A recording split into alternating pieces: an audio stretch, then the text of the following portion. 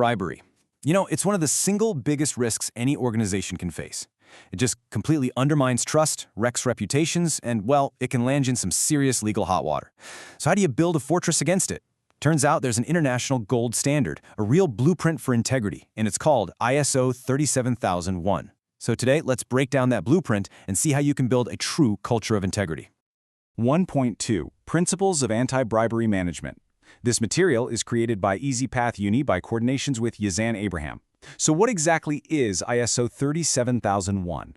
At its heart, it's the framework for what we call an anti-bribery management system, or ABMS for short. But here's the thing, don't think of this as just some dusty rulebook. It's more like a complete operating system for your business, one that's designed from the ground up to prevent, detect, and handle bribery at every single level.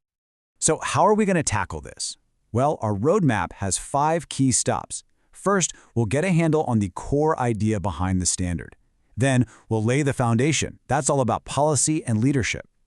After that, we'll build up our defenses, strengthen the human side of things, the culture, and finally, we'll look at how to keep this whole system healthy and alive for the long haul. Okay, let's start with the big picture. Why does a standard like this even need to exist? I mean, isn't it obvious not to bribe people? Well, it's not really about just ticking boxes or avoiding fines. It's about fundamentally changing an organization's DNA. Because the real goal here, the ultimate prize, is to build a culture where doing the right thing is just the default, where transparency is normal and compliance isn't some chore that people dread, it's a value everyone shares.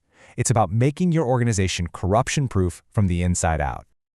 All right, you can't build a skyscraper on a weak foundation. It just won't work. And for an anti-bribery system, that solid foundation rests on 2 things that are absolutely non-negotiable: a crystal clear policy and a real, visible commitment from the very top. So it all begins with these 2 steps. First, you need a written, zero-tolerance anti-bribery policy, and it has to be easy for anyone to find and understand. No confusing legal jargon. But a policy is just words on a page without the second part: leadership accountability. Your top brass has to publicly get behind it, own it, and take full responsibility for making sure it's not just talk. And this right here really gets to the heart of the matter. You can have the most beautifully written policies in the world, but if that commitment from the C-suite isn't there, they will absolutely fail to translate into what people actually do day to day. It all flows down from the top. With that foundation in place, it's time to actually build the walls of our fortress. These are your defenses, the active systems, the controls that protect the organization and turn that policy into real-world practice. Now, this is so important. You can't use a one-size-fits-all defense. It just doesn't work. Everything has to start with a really thorough risk assessment. You've got to ask the tough questions. Where are we most vulnerable? Is it in certain countries we operate in? Is it through our third-party agents? Maybe it's in our procurement process. Answering that question is the critical first move. Once you know where your biggest risks are, you can apply something called proportional due diligence. It's a fancy term for a simple idea. Your level of scrutiny should match the level of risk. So, for most partners, your standard integrity checks will be just fine. But for a really high-risk deal, maybe with a partner in a country known for corruption, you need to apply a much deeper, enhanced due diligence. You focus your strongest defenses where the threat is the greatest. Smart, right? So how do you manage these risks in the daily grind? Well, with practical internal controls.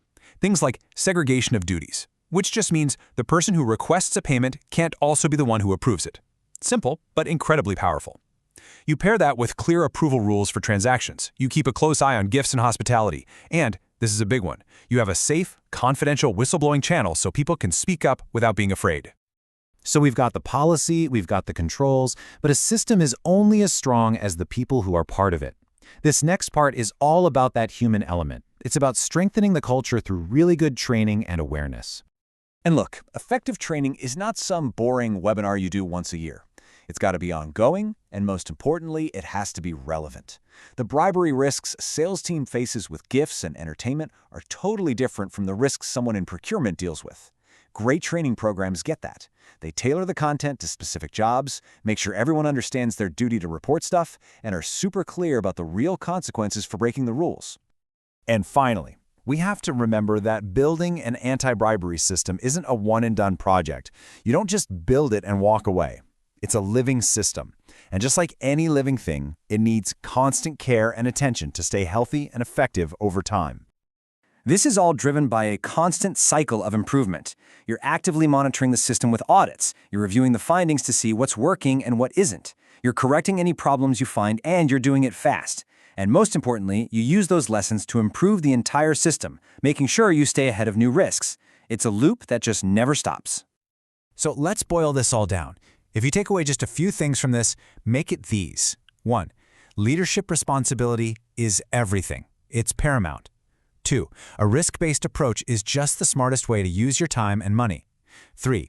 Controls and training are what turn a policy from just paper into action. And finally, number 4, an effective system is never static. It has to keep evolving. And that really brings us to the final and maybe the most important question you should be asking about your own organization. Is your anti-bribery system just a document collecting dust on a shelf somewhere? Or is it a living, breathing part of your company's culture?